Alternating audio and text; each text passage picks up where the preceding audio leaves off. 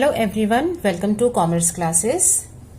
और आज हम प्रैक्टिकल क्वेश्चन करेंगे डबल कॉलम कैश बुक पर। In our last video I had explained you the procedure of preparing two column cash book. मतलब हमारी to column cash book में दो कॉलम बनते हैं अमाउंट्स के। एक होता है आपका कैश का कॉलम और दूसरा होता है बैंक का कॉलम। लाइक ये हो गई हमारी cash book with two sides credit debit, date, particulars और लेजर फॉलियो। ठीक है ना। अब यहां जब हमने अमाउंट लिखना है तो अमाउंट में हमारे पास एक कैश की ट्रांजैक्शंस होंगी और एक होंगी बैंक की ट्रांजैक्शंस। सिमिलरली क्रेडिट साइड में भी हमारे पास डेट, पर्टिकुलर्स, लेजर फॉलियो, फिर कैश का अमाउंट का कॉलम और बैंक का अमाउंट का कॉलम। तो आप इसके ऊपर अमाउंट भी लिख सकते हो, है ना।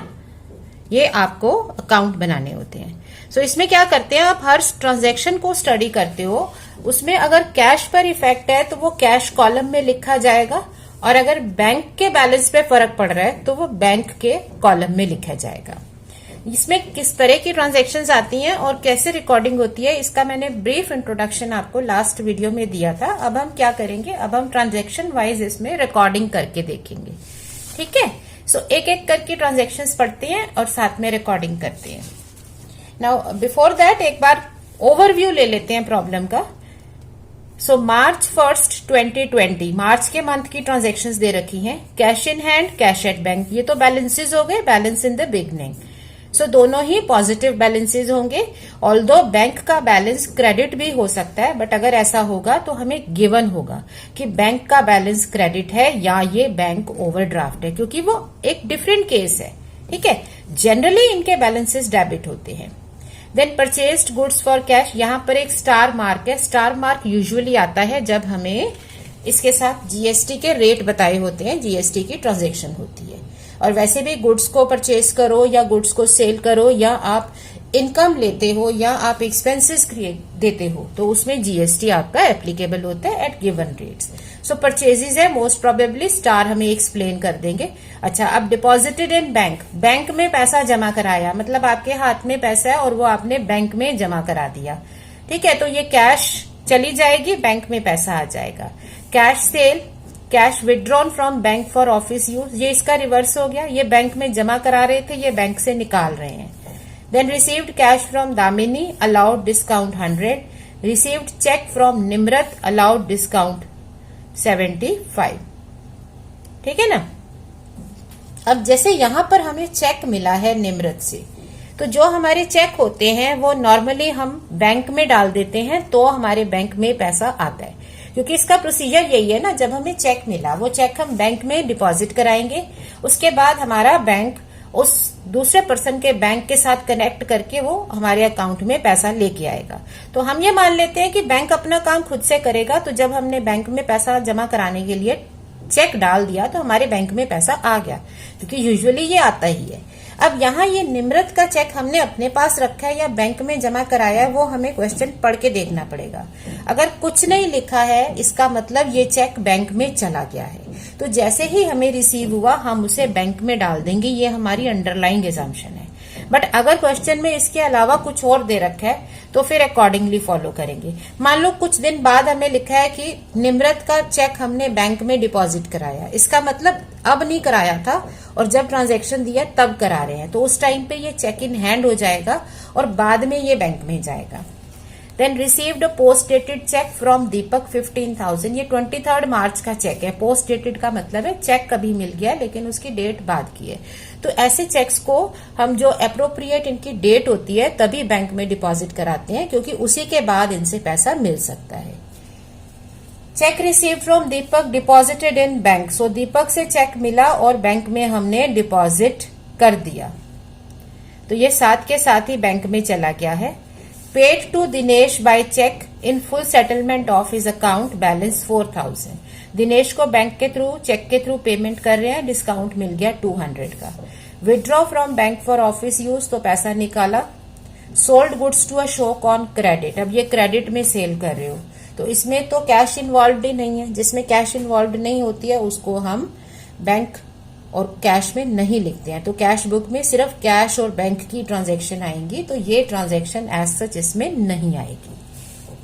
Purchased goods on credit from Chhavi, so goods आपने क्रेडिट में परचेज किया, अगेन यहां पर क्या है, आपके पास क्रेडिट की ट्रांजैक्शन है तो वो बैंक का पार्ट नहीं है, ठीक है ना। कैश में या चेक के थ्रू अगर कुछ आ जा नहीं रहा तो वो कैश बुक में नहीं आता। Cash book is for cash transactions, cash मतलब नगद में ट्रांजैक्शंस हो रही हैं, चाहे कैश में हो या चेक के थ्रू हो। अब देखो ये अशोक का चेक हमें मिल गया, received cheque from Ashok 48,000 in full settlement, और हमने साथ के साथ बैंक में जमा करा दिया। इसका मतलब ये इमीडिएटली बैंक में चला जाएगा, तो आप इसे सीधे बैंक के कॉलम में डालोगे। पेड रेंट, रेंट पे किया। अब इसमें लिखा नहीं है, जब कुछ नहीं लिखा होता तो हम उसे बाय डिफॉल्ट कैश मानते हैं, ये मान के चलेंगे बाय डिफॉल्ट ट्रांजैक्शंस कैश में है अगर हमें टर्म्स नहीं बता रखी। सेकेंडली जो चेक हमें मिले हैं वो हम डायरेक्टली बैंक में डाल देते हैं अनलेस एंड अनटिल कुछ और दिया है। तो क्वेश्चन को पूरा पढ़ने के बाद ही आंसर करना शुरू करेंगे, ठीक है ना। अब ट्रांजैक्शंस मार्क्ड है जो स्टार के साथ, उनमें CGST SGST है 6%। हमें जर्नल प्रॉपर भी बनाना है, मतलब हमें जो ट्रांजैक्शंस कैश बुक में नहीं जाएंगी उनकी एंट्री अलग से करनी पड़ेगी, ठीक है। तो हम इसमें दो फॉर्मेट्स बना लेते हैं, एक फॉर्मेट हो गया कैश बुक का और एक फॉर्मेट हो गया हमारा जर्नल प्रॉपर का। Date, particulars, ledger folio, debit and credit amount के लिए, है ना। यही हमारे इसका फॉर्मेट है। अब एक एक करके ट्रांजैक्शन स्टार्ट करते हैं। नंबर 1 है cash in hand and at bank, तो ये हो गए कैश के बैलेंसेस। तो डेट में हम लिख सकते हैं मार्च 2021, ऊपर मार्च लिख देंगे क्योंकि एक ही मंथ की ट्रांजैक्शन है तो बार बार मार्च 2020 रिपीट करने की जरूरत नहीं है। जो बैलेंसेस होते हैं उन्हें हम लिखते हैं to balance brought down. So cash का बैलेंस कैश कॉलम में, बैंक का बैलेंस बैंक कॉलम में। मान लो बैंक ओवरड्राफ्ट दिया होता है तो क्या करते हैं, वो बैंक का क्रेडिट बैलेंस है वो यहां आ जाता है, ठीक है ना। तो जहां का बैलेंस है वहीं लिखना है, ये बहुत जरूरी है। कोई भी जब हम काम कर रहे हैं, अकाउंट्स में कोई भी एंट्री कर रहे हैं तो हमें उस एंट्री को ध्यान से समझना है और उसके अकॉर्डिंगली रिकॉर्ड करना है। एक और काम हम कर सकते हैं, कैश बुक को लिखने से पहले हम डेबिट और क्रेडिट को समझ सकते हैं। डेबिट का मतलब पैसा बढ़ेगा तो डेबिट, और कम होगा मतलब क्रेडिट, क्योंकि कैश एक रियल अकाउंट है, कैश हो या बैंक अकाउंट हो एक एसेट होती है हमारी। तो एसेट्स जब बढ़ती हैं डेबिट होता है और जब डिक्रीज होती हैं तो क्रेडिट होती है, ठीक है ना। अब परचेस्ड गुड्स फॉर कैश, अब जब आपने गुड्स खरीदे कैश के बदले में, इसका मतलब आपके बिजनेस से कैश चली गई, कैश कम हो गई, तो कैश बुक में क्रेडिट साइड आएगा। बट यहाँ पे दो कॉलम्स हैं कैश और बैंक के, तो कहाँ लिखेंगे, क्योंकि कैश में पेमेंट हो रही है तो 6,000 कैश के कॉलम में जाएगा। और इसका रीजन क्या है, बाय परचेजेस अकाउंट, ठीक है ना। बट इसके साथ हमारे पास क्या होगा, input CGST and input SGST account, साथ में हमारा ये CGST SGST जाएगा 6% ईच, ठीक है। सो ये हमारी एंट्री हो गई परचेज की। परचेज हो, सेल हो, इनकम हो, एक्सपेंस हो, हमें साथ में उनके GST लिखना होता है।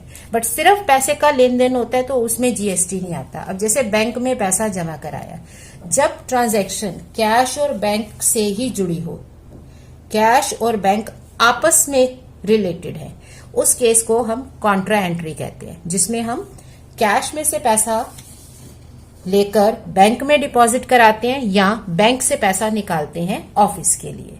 सो जिन एंट्रीज में, जिन ट्रांजैक्शंस में कैश और बैंक ही इन्वॉल्व हो, कोई तीसरी पार्टी नहीं है, उन्हें हम कॉन्ट्रा एंट्री कहते हैं और वो यहां पे आ जाती है। अब यहां पे लिखने का ध्यान से समझना, डिपॉजिटेड इन बैंक, बैंक में पैसा जमा कराया तो प्लस कहां हुआ, कहां पैसा आया, बैंक में आया, और गया कहां से, आपने अगर जमा कराया है तो आपने अपनी कैश में से जमा कराया होगा, तो कैश कम हो गई, बैंक बढ़ गया। इसे कॉन्ट्रा एंट्री कहेंगे, क्योंकि जब हम इसकी पोस्टिंग पे आएंगे तो हम देखेंगे इनकी पोस्टिंग नहीं करेंगे, क्योंकि हम कैश और बैंक अकाउंट बना ही नहीं रहे हैं।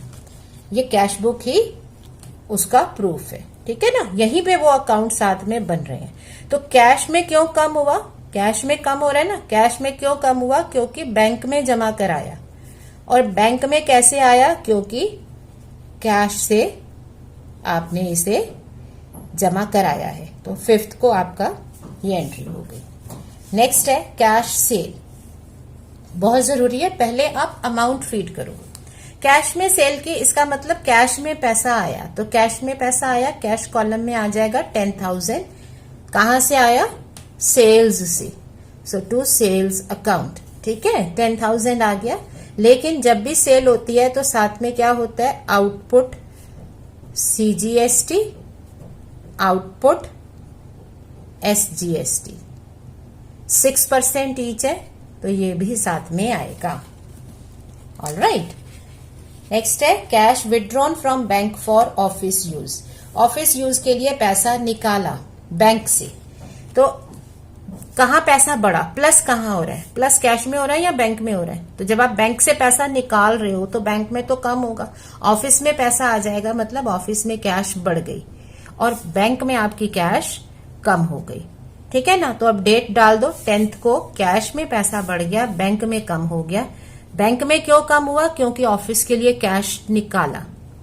और कैश में क्यों बढ़ा? क्योंकि बैंक से पैसा आया है। और ये कॉन्ट्रा एंट्री है, क्योंकि ये आपस में कैंसिल हो रही है, कंट्रास्ट है। एक में कम, दूसरे में ज्यादा, इसी अकाउंट में सब समा गया, तो इसे कंट्रास्ट बोलते हैं, कॉन्ट्रा एंट्री बोलते हैं। अब है रिसीव्ड कैश फ्रॉम दामिनी।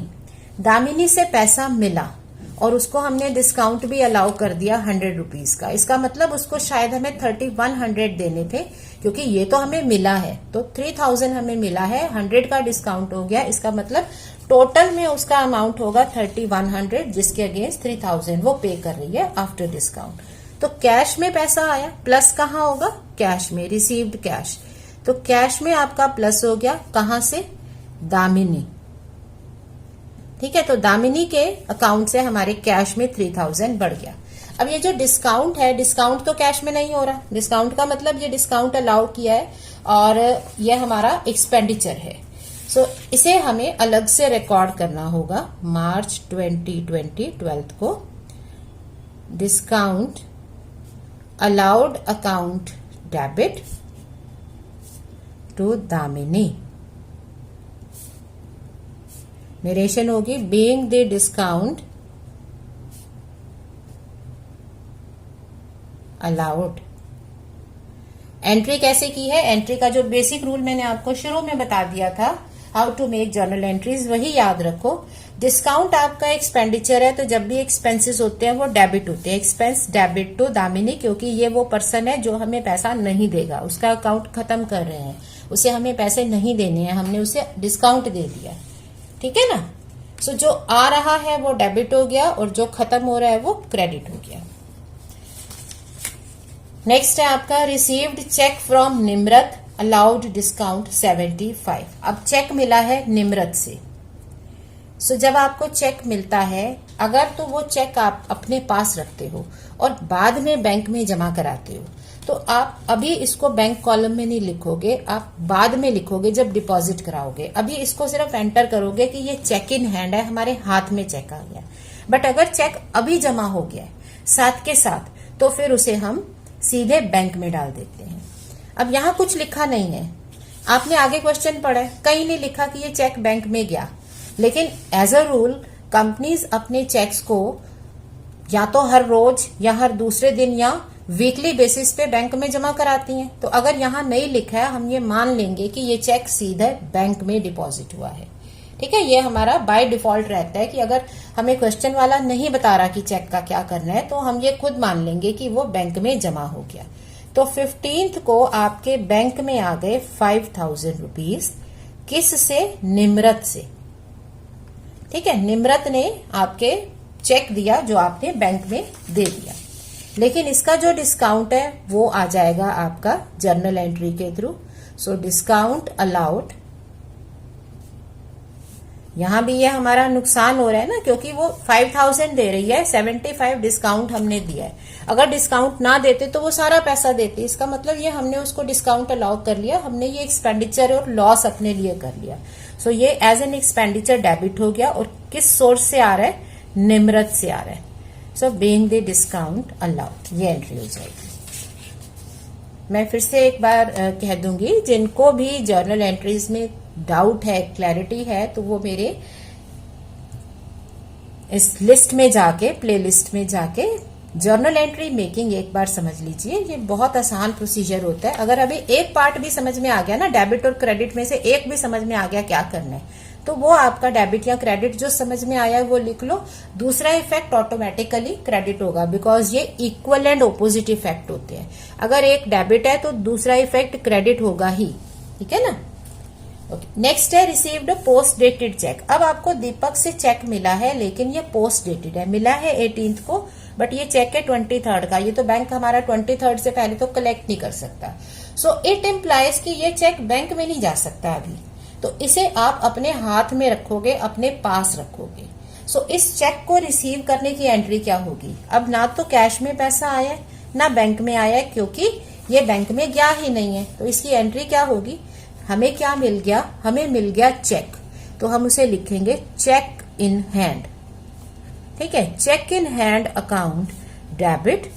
सो एक इफेक्ट हो गया डेबिट, क्योंकि जो आ रहा है वो डेबिट होता है। 15,000 किससे मिला? दीपक से। तो इसका इक्वल एंड ऑपोजिट इफेक्ट क्या हो जाएगा? दीपक में। Being post dated cheque received from Deepak. So इसकी जर्नल एंट्री होगी। अब नेक्स्ट क्या है आपके पास?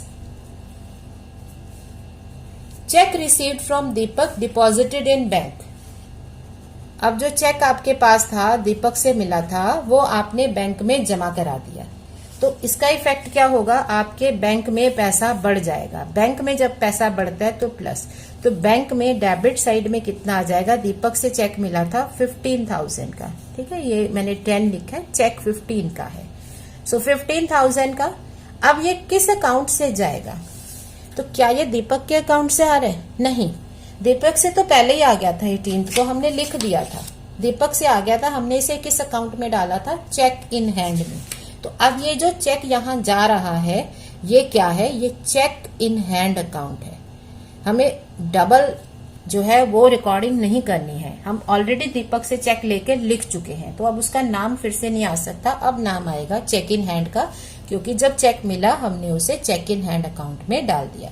सो कई बार स्टूडेंट्स कंफ्यूज हो जाते हैं कि किस कॉलम में अमाउंट लिखें। कंफ्यूजन कभी भी नहीं होगी अगर आप सबसे पहले अमाउंट लिखोगे। चेक आपने बैंक में डाला है तो बैंक में पैसा लिख दो, बहुत क्लियर है, जो है वही करना है, कुछ एक्स्ट्रा दिमाग नहीं लगाना, ठीक है ना।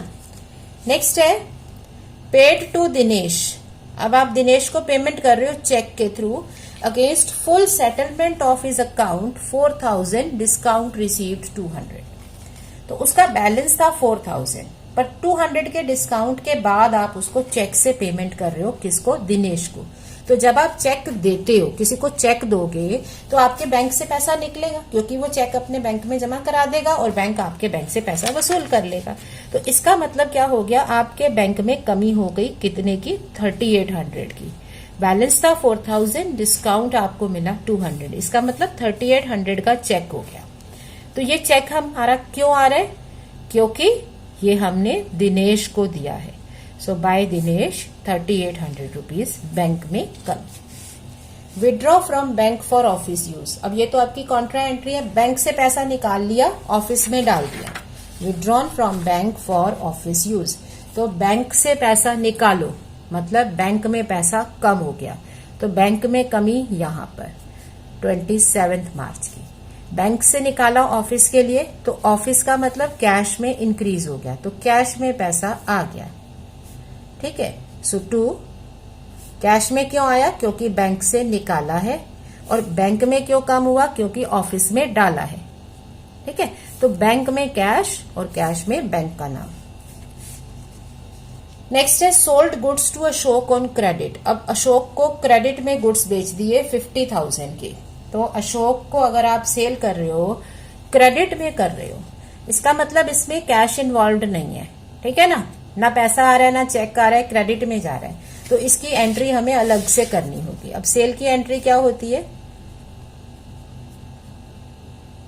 अशोक डेबिट टू सेल्स 50,000, और सेल के साथ साथ क्या इन्वॉल्व होता है, आउटपुट, SGST एंड CGST। तो आउटपुट, CGST, SGST 6%। सो 56,000 का अशोक से हमें पैसा सेल हो गई, ये हमें अभी मिला नहीं है। So being this sale made on credit, sale to Ashok on credit 56,000। Next है आपका purchased goods on credit from Chhavi. अब आपने छवि से गुड्स परचेज किए हैं क्रेडिट में। अगेन इसमें कैश इन्वॉल्व नहीं है, कैश इन्वॉल्व नहीं है ना, क्रेडिट में ट्रांजैक्शन कर रहे हो। तो परचेज की एंट्री क्या होती है हमारी, परचेज की एंट्री होती है परचेजेस अकाउंट डेबिट टू जो भी पर्सन है, क्रेडिटर अकाउंट, ठीक है ना। बट परचेज के साथ साथ आपको क्या करना होगा, जब भी सेल परचेज होती है इसके साथ GST जाते हैं। तो परचेज के साथ कौन सा होगा, input CGST and input SGST account. So purchase हमने कितने की है, 50,000 की, अमाउंट सेम है 50,000। सो 3,000 6%, 6%, इनके रेट 6% दे रखे हैं, ठीक है। तो छवि के अकाउंट में क्या आ जाएगा, छवि के अकाउंट में आ जाएगा 56,000 जो हमें उसको पे करना पड़ेगा। तो ये आपकी कैश बुक की एंट्री नहीं है, कैश बुक में सिर्फ कैश ट्रांजैक्शंस आती हैं। Received cheque from Ashok in full settlement and deposited the same in bank. So हमें पूरा पैसा मिल गया अशोक से, कितना, 48 फुल सेटलमेंट में, पूरे अमाउंट के बदले में। तो अशोक का पूरा अमाउंट कितना था, अशोक का पूरा अमाउंट था 56,000, उसके बदले में वो हमें सिर्फ 48,000 दे रहा है। इसका मतलब 8,000 का डिस्काउंट हो गया। तो डिस्काउंट यहां रिकॉर्ड हो जाएगा, ठीक है। Discount allowed debit to Ashok कितने से, 58 में से वो 48,000 पे कर रहा है फुल सेटलमेंट। फुल सेटलमेंट का मतलब है कि पूरा अकाउंट क्लोज करना पड़ेगा। तो 8,000 वो हमें देगा ही नहीं, वो हमने उसे डिस्काउंट दे दिया। सो 48,000 का जो हमें चेक मिला वो बैंक में भी जमा हो गया। अगर वो चेक बैंक में ना जमा होता तो हम चेक इन हैंड करके उसकी एंट्री कर लेते, बट अब हमें मिल गया है, हम इसे बैंक में जमा करा देंगे 30th को। सो टू अशोक, ठीक है ना। लास्ट क्या है आपका, पेड रेंट 5,000 कैश में होता है अगर चेक ना लिखा हो, ठीक है ना। तो रेंट पे करने की एंट्री क्या होती है, बाय रेंट अकाउंट। अमाउंट है आपके पास रेंट का 5,000, बट जब आप रेंट पे कर रहे हो तो उसके साथ साथ आपको इनपुट CGST और इनपुट SGST भी देना पड़ेगा 6% रेट पर 300 ईच। तो ये हो गई हमारी पोस्टिंग्स। क्या किया हमने, सबसे पहले ट्रांजैक्शंस को आइडेंटिफाई किया, जो कैश की ट्रांजैक्शंस है या बैंक की ट्रांजैक्शंस है वही ट्रांजैक्शंस कैश बुक में जाएंगी। सो आपने ट्रांजैक्शन को पढ़ा, उसका कैश और बैंक पे इफेक्ट देखा। अगर इंक्रीज हो रहा है कैश या बैंक तो डेबिट में, डिक्रीज हो रहा है तो क्रेडिट में। और अगर सिर्फ कैश और बैंक के इन्वॉल्व है तो उनको हम कॉन्ट्रा एंट्री कहते हैं। कॉन्ट्रा एंट्री दो तरह की होंगी, या बैंक में पैसा जमा करा रहे हो ऑफिस का, या बैंक से पैसा निकाल रहे हो ऑफिस के लिए। सो सिर्फ ये दो एंट्रीज होती हैं जो कॉन्ट्रा कहलाती हैं। अब एट दी एंड हमें क्या करना है, हम दोनों साइड्स का टोटल करेंगे और बैलेंस कर देंगे। All right. सो यहाँ डेबिट साइड का टोटल आपका बन रहा है 34,200 और क्रेडिट साइड में टोटल बन रहा है कैश का 17,320 क्रेडिट का टोटल। तो डिफरेंस कितना हो गया, सो यहां अगर हम बैलेंस लिख देंगे तो ये हमारा टोटल सेम हो जाएगा। सो बैलेंस कैरी डाउन, अब दोनों साइड का टोटल हो गया 34,200। बैंक के लिए देखते हैं तो डेबिट साइड का बैंक का टोटल है 1,23,000 और क्रेडिट साइड में टोटल है हमारा 8,800। सो बैंक का डिफरेंस कितना आ गया 1,14,200। तो ये हो गए हमारे बैलेंस कैरी डाउन और यही बैलेंस हमारा नेक्स्ट मंथ में ब्रॉट डाउन हो जाता है। ठीक है ना। सो ये आ गए आपके कैश और बैंक के बैलेंसेस। सो इस तरह से हम इनकी जर्नल एंट्रीज करते हैं और साथ में कैश बुक बनती है। सो जो कैश बुक में रिकॉर्ड नहीं हो रहा है वो आपका एंट्रीज के थ्रू जाएगा जर्नल प्रॉपर में, बट जर्नल प्रॉपर तभी बनाओगे जब क्वेश्चन कह रहा है, नहीं कहा तो नहीं बनाओगे, इसको छोड़ दोगे। और यहाँ आ गया आपका कैश बुक। ठीक है ना। अब इसी के साथ आप समझ लो अगर इनकी हमें पोस्टिंग करनी हो, अब लेजर पोस्टिंग का रूल बहुत सिंपल है, जो हमने पहले भी पढ़ा था। वो क्या है, लेजर पोस्टिंग का रूल होता है across debit to credit, credit to debit, क्योंकि हर ट्रांजैक्शन के दो इफेक्ट होते हैं, एक डेबिट होता है एक क्रेडिट होता है। और वो दोनों इक्वल एंड ऑपोजिट होते हैं। तो अगर आपने डेबिट रिकॉर्ड किया हुआ है, इसका मतलब इनका क्रेडिट अभी रिकॉर्ड करना है, तो वो यहाँ अकाउंट बना के क्रेडिट में डालते जाओगे और जो क्रेडिट में रिकॉर्डेड है उनको आप डेबिट में अकाउंट्स के डाल दोगे। जैसे अगर मैं ये कहूं, देखो बैलेंस तो एज इट इज है, कैश इसी के अंदर है। नेक्स्ट हमारा अकाउंट हो जाएगा सेल्स अकाउंट। ठीक है।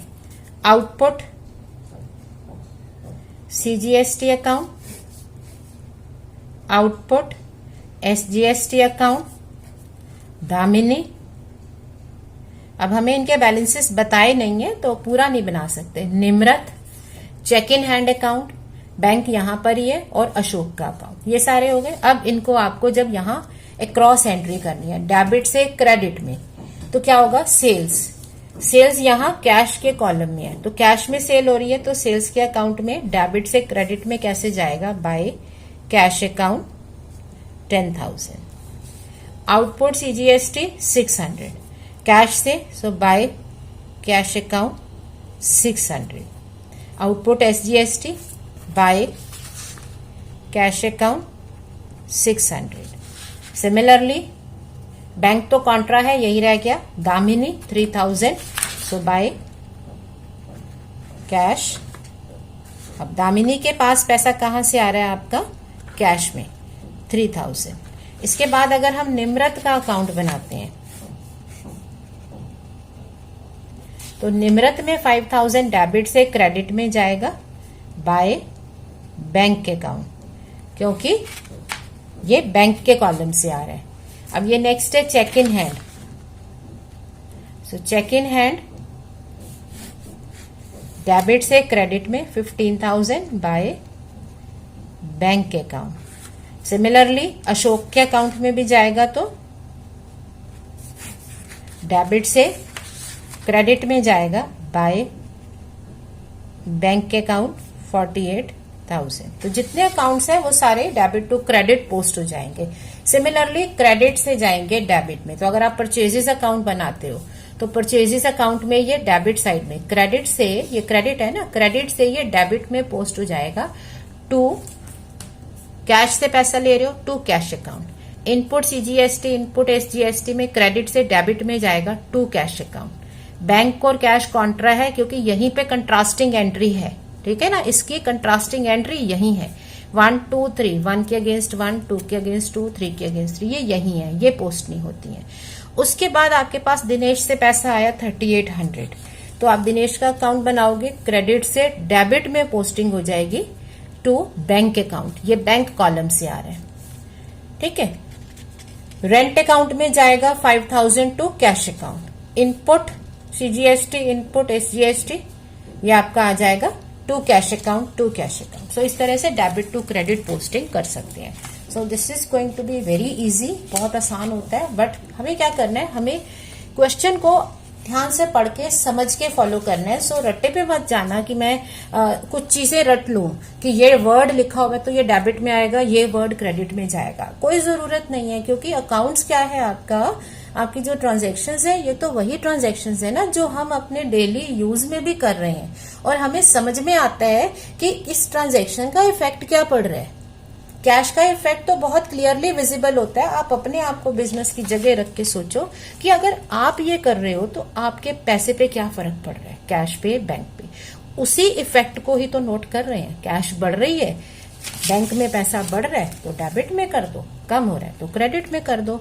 और अप्रोप्रिएट अकाउंट नेम हम लिख सकते हैं, क्योंकि अकाउंट नेम में क्या आना है, रीजन, क्योंकि दो इफेक्ट है ना, एक डेबिट है एक क्रेडिट है। डेबिट की पोस्टिंग कर रहे हो तो क्रेडिट का नाम आ जाएगा, क्रेडिट की पोस्टिंग कर रहे हो तो डेबिट का नाम आएगा, क्योंकि रीजन तो क्लियर होना चाहिए ना। किसी भी अकाउंट में उसका अपना नाम नहीं आ सकता, क्योंकि उसका रीजन वो खुद नहीं है, उसका रीजन दूसरा अकाउंट है। रेंट पे कर रहे हो कैश में, तो कैश के जाने का रीजन है रेंट पे हो रहा है, और रेंट में क्यों आ रहा है, क्योंकि कैश पेमेंट हो गई है, ठीक है ना। तो ऑपोजिट नाम आते हैं। तो इस तरह से हम इनकी लेजर पोस्टिंग भी इजीली कर सकते हैं। जैसे हमने सिंपल कैश बुक की उसी तरह से यहाँ भी करेंगे। बस यहाँ क्या ध्यान रखना है, हमें कैश और बैंक वर्ड का ध्यान रखना है। जब बैंक से पोस्टिंग होगी तो बैंक अकाउंट आएगा, कैश से पोस्टिंग होगी तो कैश अकाउंट आएगा। Alright, so I hope this is clear to you.